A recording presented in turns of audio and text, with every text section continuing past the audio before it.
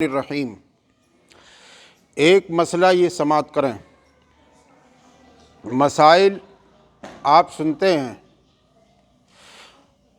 بہت سارے مسائل، اکثر مسائل بلکہ بے شمار مسائل ایسے ہوتے ہیں جن کی ہمیں جانکاری نہیں ہوتی،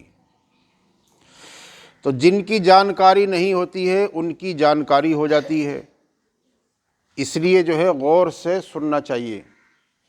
جن مسائل کی جانکاری نہیں ہوتی ہے ان کی جانکاری ہو جاتی ہے، یا یہ ہے کہ جن مسائل سے واقفیت ہے اور ایک بار اور اگر اس کو سن لیا تو بات کلیئر ہو جاتی ہے، بات پختہ ہو جاتی ہے اور بات بالکل واضح ہو جاتی ہے۔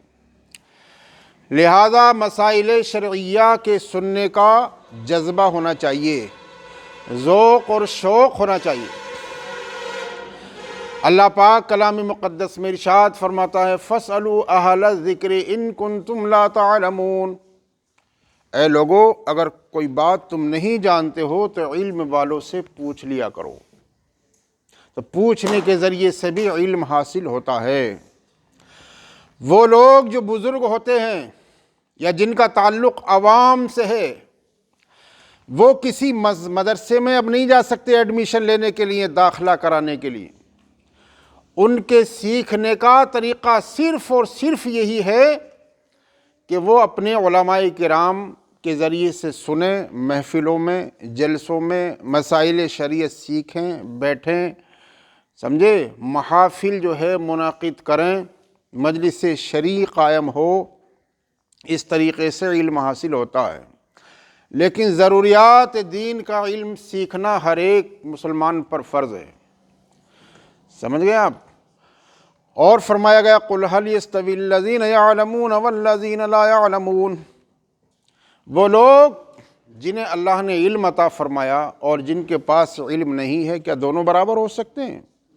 دونوں ہرگز برابر نہیں ہو سکتے۔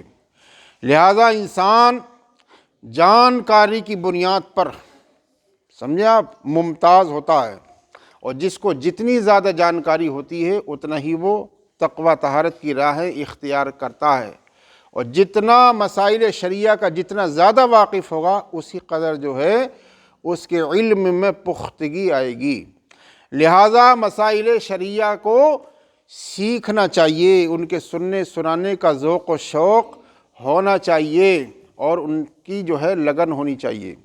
ایک مسئلہ یہ سماعت کریں آپ، مسئلہ یہ ہے کہ مسجد ہے بند، مسجد کا صحن بند ہے، سمجھے، مسجد کا صحن کے دروازے لگے ہوئے ہیں، کواڑے بند ہیں، یا یہ ہے کہ پردے لگے ہوئے ہیں اور پردے نیچے کو چھٹے ہوئے ہیں، سمجھ گئے آپ؟ اندر لوگ نماز پڑھ رہے ہیں اور کچھ لوگ صحن میں ہیں، صحن میں یعنی دروازوں کے باہر ہیں،